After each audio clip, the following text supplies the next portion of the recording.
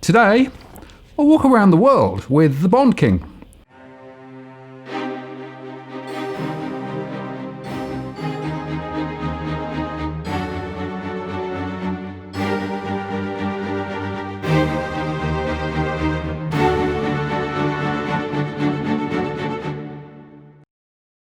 Hello again, it's Martin North from Digital Finance Analytics, working latest post covering finance and product news with a distinctively Australian flavour. And for some macro thoughts, I'm with Steve Van Metre today. Hi, Steve. Hi, Martin. Thanks for having me back. It's great to have you on, and congratulations on the continued progress of your shows. You really are mining a significant vein of support, I can tell you that. Well, thank you. It's the DFA effect entirely. I have not much to do with it. Well, it's good anyway, and it's interesting. I ran a show on Tuesday, live show here in Australia, and people were talking about you on my show. So there you go. You've really made it. Well, that's cool. I hope they had a few good things to say. No, they did, absolutely. And look, the really interesting perspective, of course, that you have is that the bond market really is the key indicator of what's really going on, right? So let's start there and get your perspective on bonds and where they're traveling. It's interesting because, of course, the Fed minutes came out today and said, well, they're going to go on doing their bond stuff for a lot longer. Rates are going to stay low for longer, et cetera, et cetera. So how's that translating through to what's happening in bond land? Well, it's kind of interesting because the Fed said today that they pushed back their inflation targets. I mean, I think it was like 2 years, a couple meetings ago, and now it's like, well, 3 years, and Powell seemed really nervous. And all he's saying, in fact, he did say that the risks of deflation and another economic downturn are high.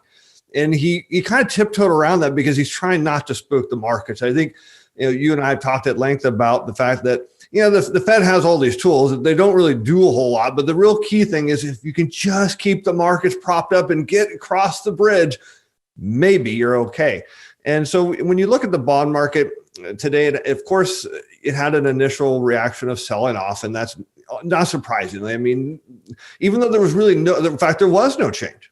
I mean, there was absolutely zero changes. So you would expect there would be a nothing burger, but the bond market sold off, and then it rallied back, and no surprise, pretty much back where it was before the meeting.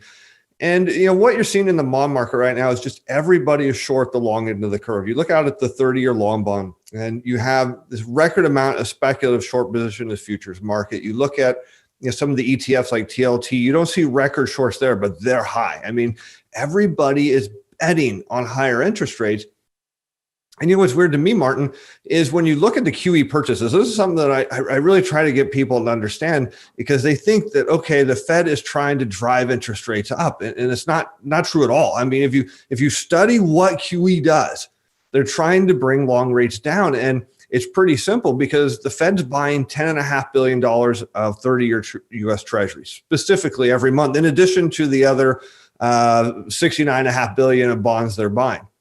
Now, at the auctions, the primary dealer banks, who are large bidders, are getting on average, I think I just looked at it yesterday, over the last 6 or 7 months, they're getting about $5 billion in new issuance a month. So we'll assume that whole new issuance is flipped over to the Fed. That means they have to go out to the market and source $5.5 billion of specifically 30-year bonds to feed the Fed.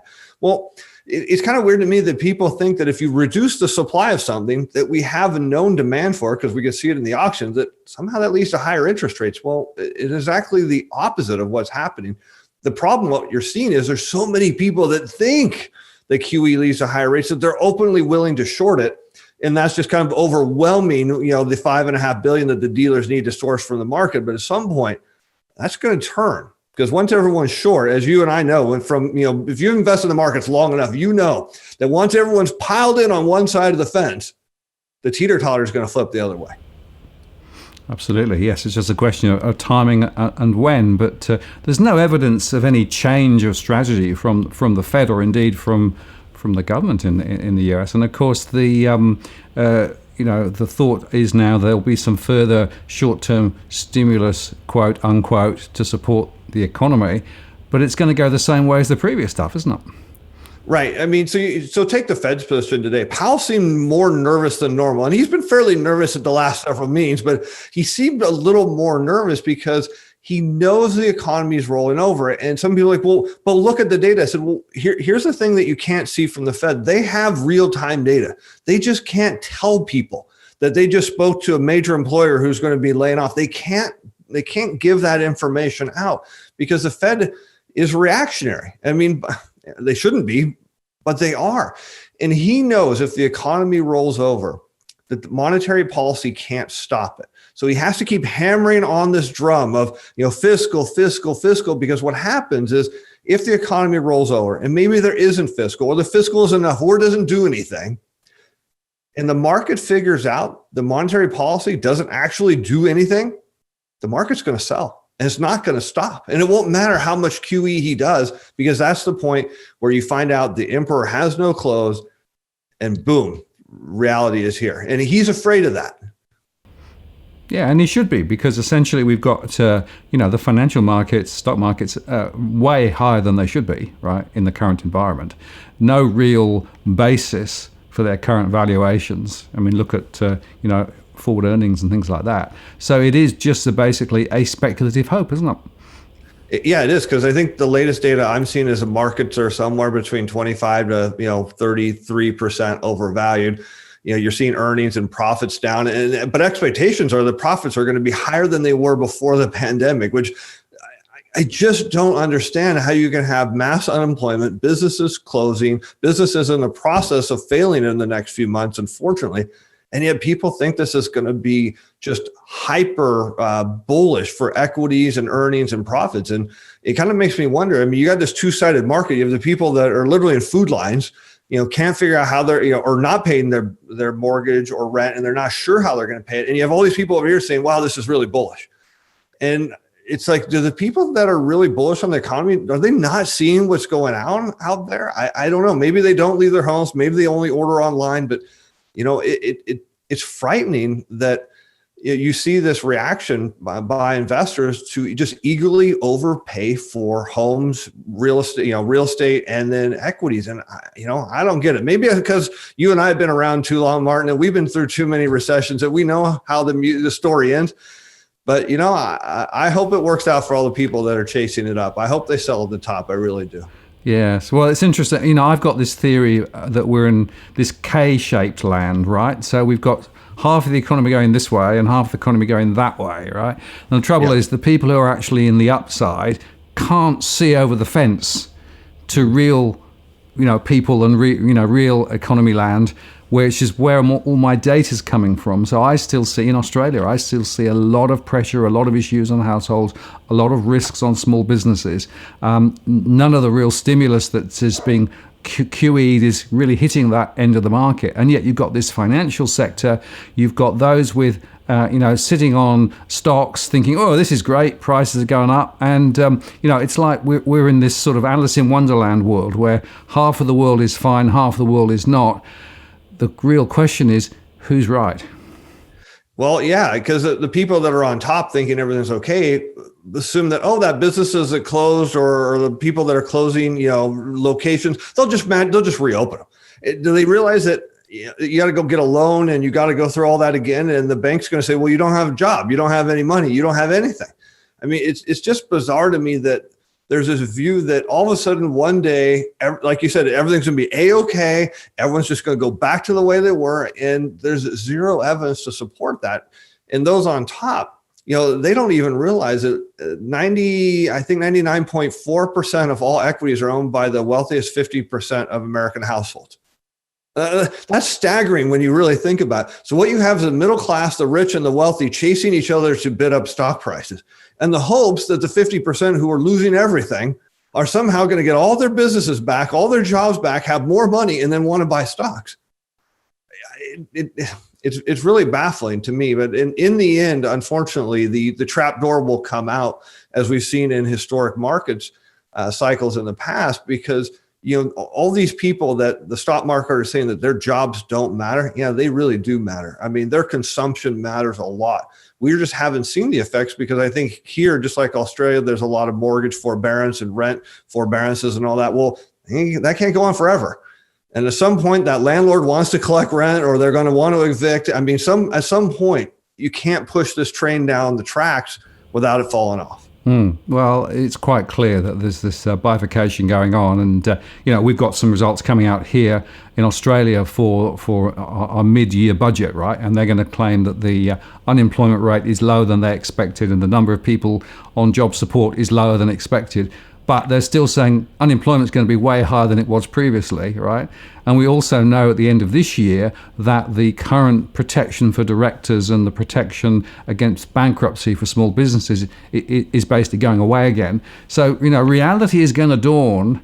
And I'm concerned that the longer that this goes on, the more of the hit of reality is going to be. And when it comes, those markets are not going to stay. No, they're not. I mean, I love your comment about the unemployment rate, because they're not even factoring the people who have given up on work because they know there's nothing out there. I mean, they know it. So they just quit working. And all of a sudden, hey, the unemployment rate went down. It's like, really? Like, yeah. And I know here that, and of course, there's expectation that Congress will pass some sort of stimulus. I think they will, whether it'll be what everyone wants or not. I'm not convinced, but on December 26th, all the pandemic unemployment insurance here. Now, it doesn't matter if you just started it a week ago or you've been on it for a few months. It's a hard stop. And I mean, that's frightening to think that, 13.5-ish million people are going to have their benefits cut like right after Christmas. And then you're going to see all the end of at least the rental control of keeping people from being kicked out. That's going to go away. I mean, you start looking at this and like, I don't know where everyone's getting an optimistic first quarter from. I mean, are we going to have all these people, living out of their cars, having their Amazon, deliveries show up? You can put your street address, here I'm at the corner of, First and Ninth or something. I mean, I don't get it, but there's no doubt the economy needs all of these people, and they need them working, they need them spending. And when all this, stuff falls out because of this, kind of bogus economic data that's being perpetrated, I think there's a big reality check, like you said, coming. Yes, it's just a question of timing. And of course, before it hits, everyone's going to say, oh, you're wrong. Well, wrong, maybe, just not yet. We got to, and that's always the point, as we've discussed on several occasions, patience. Well, yeah, and it comes, I get that a lot, of course, being a money manager and, being in the public eye. And I think a lot of people understand is the older you are and the more wealth you have, the less likely you're willing to risk it. Now, if I was 20 years old and had $1,000, yeah, I'd probably go crazy and go all in. But, I'm not in that position anymore. And so for me, there's more than one way to make money in the market. And yeah, you can chase at the top and hope you ring the bell, but no one ever does. Or you can take the slower path, but you know that you're going to come out well ahead, probably maybe even better than you were before, and you still have all your money intact. And for me, I look at that and I look at my clients and say, where's the value? Is it ringing the bell at the top that I know I can't do? Or is it being able to come out well ahead and then buy all those distressed assets at the bottom? I look back at the housing crisis, here, and it's interesting because people were chasing housing, markets up. And I actually ended up flipping a house late. And it was the last time that I ever decided to ring the bell at the top. And I got out and I said, I'm never doing this again. And at the time, everyone was like, oh, look at all the people getting rich that are making all this money in homes. But what do we remember today? The people who bought all their homes after the crash. No one talks about before. But at the time, you were an idiot if you weren't flipping homes. Now you're the genius if you bought a home, say, in 2010 or 11. Same will be with stock market. Yes, history and retrospective views are often very different from where people think they are at the time. Yeah, losing money has that effect on changing your vision of your view of the past, for sure. Yeah. Now, I had a chat with Peter Schiff a few weeks ago, and of course he's a gold a supporter, very strong supporter, and believes that gold will go very high. But he's arguing because he thinks that the US dollar is going to effectively lose its magic and become less and less significant as a global currency. Now, I would assume that that's not something that you'd support in terms of a view. No, I mean, Peter's looked right for since March, but if you really look at the trade weighted dollar, you can go back 5 years and say, okay, it's at the lower end of its trading range. I mean, you could say the same about a stock that's been trading sideways for 5 years. The truth of the reserve currency is the dollar isn't going anywhere. And I know some people think that, but here's the first question. Well, what would replace it? And the answer is there is nothing. I mean, there literally is nothing. I mean, and some people, well, what about China? They don't want to be a reserve currency because being a reserve, and this is important for people to understand, is you have to be effectively a net importer. You have to run a deficit. China's economy is, I mean, if you really want to look at a country that purposely built itself to export, that's China. I mean, there's no other place in the world where you see, the infrastructure and the ports and what they've done. They are a net exporter. They don't want to be a reserve currency. So, okay, well, then who else could be? Well, maybe the euro.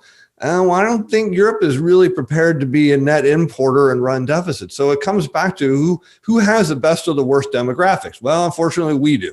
And we have the infrastructure, and the dollar is a reserve currency. Now, will it change someday? It probably will. I mean, reserves don't go on forever. We know that through the history books. But in the meantime, there is no other option. And besides that, there's a lot of dollar-denominated debt out there. So if magically the dollar stopped being a reserve, it doesn't mean demand for the dollars goes away, because now people would have to take euros or renminbi or whatever it is they've got that's a new reserve, and they'd have to trade that for dollars to pay on their dollar-denominated loan. So no, I don't agree with Peter that the reserve is going away anytime soon. Although I will agree that at some point it probably will, but it won't be without a fight. And what I mean by that, it won't be without a war. Absolutely, yes. I think it needs a very substantive change of, frankly, political power as well as financial power for that to happen. And I don't think it's going to happen anytime soon. And in fact, China has got a number of issues within its economy. There are more signs of some Chinese bonds, not performing as well as people thought earlier on. And we know that there are some banks that are being bailed out. And of course, we've got a specific issue here in Australia where effectively China is basically stopping us importing a whole bunch of things. And there's even just debate about now whether they'll go on taking our iron ore or not. So we've got our own challenges there. Yeah, it's kind of interesting because we've heard this weaker dollar, right? I mean, we know President Trump came in and he wanted that. And at the time, I'm like, I know what he says he wants. He don't want that, and all of a sudden the weaker dollar was supposed to fix lots of things. It was supposed to create inflation in the U.S. It's not. And it was supposed to, help the world. And you look at China, and they're not benefiting from the weaker dollar at all. In fact, it's hurting them because, again, people don't understand it. As an export nation, you want your currency below who you're exporting to. That's the game. Now, from a dollar perspective, when I say you want a strong dollar, I don't mean too strong. I don't mean too weak. I mean, it's kind of like the Goldilocks and the Three Bears. It needs to be about right. And that means it still needs to convey strength. But you look around the world and you say, what is the dollar really telling us right now? It's telling us the global economy is contracting. I mean, that's what it's telling us, because if the weak dollar was really doing what it needed to do, we should see in the U.S. demand, we should see inflation, and we're not. And people go, well, it's coming. No, it's because the global economy is shrinking. And that's scary. I mean, we're seeing it in Australia, we see it in China, we're seeing it all over the world in the data that it bounced back and now it's all rolling over, or it's peaking out and rolling over. The momentum is dying. It's the dollar will have its day in the sun. That may be the end of it after that, but it's still got one last hurrah. Absolutely. And to underscore, deflationary pressures are still there. They're still building. There's really no evidence of any inflation bubbling through, despite, of course, everybody trying to talk it up.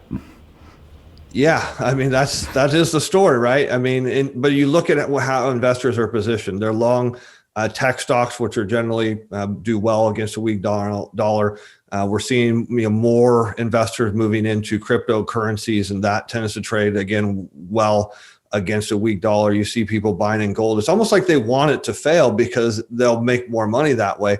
And it's weird to me that Americans are just so worried about inflation, considering the last generation to worry about inflation is the boomers.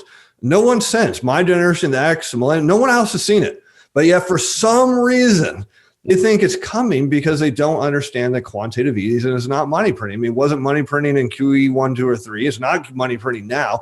But there's this belief that somehow all this money, wherever it is, it's just going to jump out of nowhere and cause prices to go up. And they're worried about it. But the data keeps confirming that quantitative easing is exactly what the Fed says it is. It's just a reserve swap, doesn't do anything. But it doesn't stop people from being excited about inflation. No, and of course, a lot of them with assets. are worrying about positioning those assets and worrying about what if inflation comes, et cetera, et cetera. And there is a whole industry of people spinning, of course, solutions for that particular future. So I'm getting more and more frustrated by some of that, I'm going to call it propaganda, because that's what it is. It's a particularly strong point of view about a particular future, which, by the way, benefits those people who are actually pushing the view. I call it tabloid financial news. So, Great, I actually did a show once where I said, look, this is like when you went to the grocery store back when you used to do that. No one does that now, probably. And there was those things like, three-headed monster, eats the president or something. And everyone looks at, who buys that? It's the number one selling newspaper in the world because everybody buys that stuff. They just don't admit to their friends or anybody that they want to buy it. But yet there's a reason those newspapers are there, because they get sold. And, when I look at all these, content producers, and they jump from one thing to the next, to the next, to the next, and it's just constant fear mongering. But what does it do? It really does sell newsletters and subscriptions and all those things, because there is a certain segment of the population that feeds into, this tabloid news, these conspiracy theories, and they eat it up. And the problem is, you look at the data and you look at the facts, and it says none of that's true. But well, that's the point. It is, right? Yeah. What if, right? That's the deal. So, a lot of people say, why don't you look at more information on other people? I said, because I can't. It's not accurate. Yeah, and that's really the point, because both you and I have a very strong view that the information actually holds the key, right? The data is there if you want to see it. Yeah, and they don't have to agree with us. I tell people all the time, you're free to disagree with me, but here's the data. At least form your opinion based on what you see here, and not some like, well, we'll take this, make a couple assumptions along the way to get somewhere else. I mean, this isn't jumping to a conclusion. This is what it is. But yeah, I'm with you in that boat. Well, I think, that's one of the reasons why I always enjoy speaking with you, because, we do start from the data, and we start from, some firm facts, rather than just an overwhelming opinion that drives and mirrors everything that you then translate into reality from it. Right. And one of the challenges with data is sometimes, like you said before, eventually it will be right. And that's when you're data driven in your processes, there are periods you can be wrong. But I always like to tell people, it's a game of musical chairs. When the music stops, I will have a chair. There just won't be as many as you think, because other people won't. And that's what really matters. It's how do you win in the end? How do you set yourself up? Because when we've seen sporting events where, one team just takes off in the first half and everyone's like, oh, the game's over. But no, the game isn't over, because somehow in the second half or the last period or quarter, the other team just surges back real strong and they win. All we remember is who won. And that's going to be the same thing. The data tells us who's going to win. It tells us how it's going to win. I just wish it did a better job of telling us when. Well, as they often say, it's not over till the fat lady sings, right? But we're a long way from the end of the opera yet. Right. Well, I don't know how much longer we are from the end, but because the data keeps deteriorating. And that's what really kind of scares me, is you have people that are chasing risk assets higher and higher. They're unwilling to take any money off the table. They're unwilling to put any form of hedges. I mean, you look at I don't know if you've seen the put call ratio here. It's like, oh, wow. I mean, we're talking risk that exceeds the .com bubble in risk in the equity market.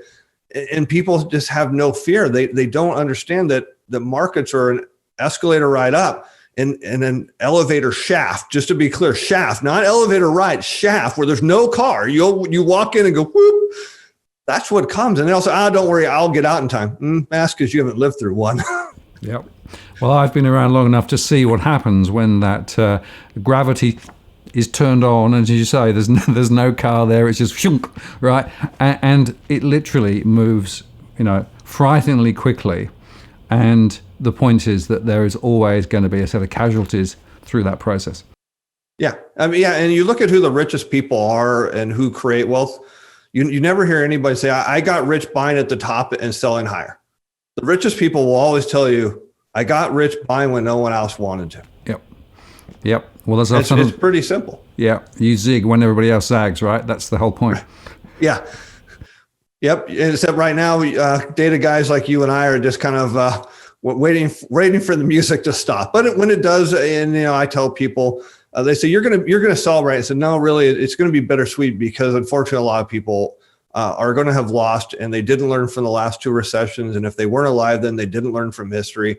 And it's going to be very sobering, because a lot of people are going to lose a lot of money. But, we can just educate people. We can't make them change their behavior. No, and that's really the point. The point of your channel and my channel is to help people get another point of view, to perhaps balance some of the other points of view that are out there, and then they can make some better decisions.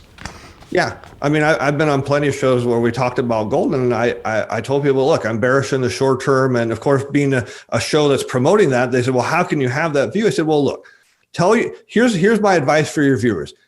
If I'm right, then maybe if they took a little bit of their gold profits and hedged, then they'll be better off. They can take that hedge and buy more gold. And if I'm wrong, they can be like, well, I didn't make as much as I thought I was, which was a lot anyways. Sometimes just buying a little bit of insurance goes a long ways. And, a lot of people just right now shake their head. They're all in, and they're too far, and they just don't realize. Yeah. Well, I often say to people, just ask yourself, what if there is a counterfactual? What if you're wrong? Right? That's actually a really important question. And a lot of people just never ask that question. Yeah, that's my entire show, is what if I am wrong? What if my thesis is wrong? I go through that every day, all day. What if I'm wrong? Because there's a lot of risk exposure there. But the other side is, if you're right and the data is right, well, there's a lot of opportunity to being right when you're on the minority side of the market. Steve, I really appreciate your time today, and I've appreciated our chats through this year. It's been a really interesting, chaotic, frightening year for many people. I think next year's probably not going to be any easier, though. No, I mean, I think we talked about this the last time I was on your show. The winter months are going to be hard for businesses all over the world. I mean, at least here, there's places that can only have outdoor dining. Well, how is your restaurant going to survive?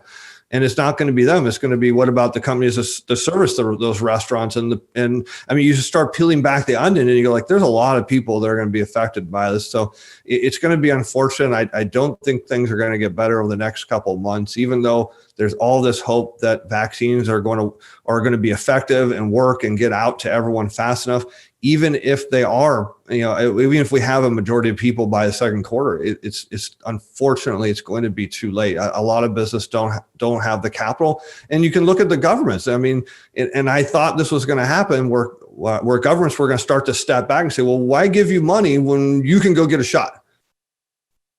And we're starting to see that happen already. And unfortunately, I think when we talk next year, we're not going to have a lot of good stories to say.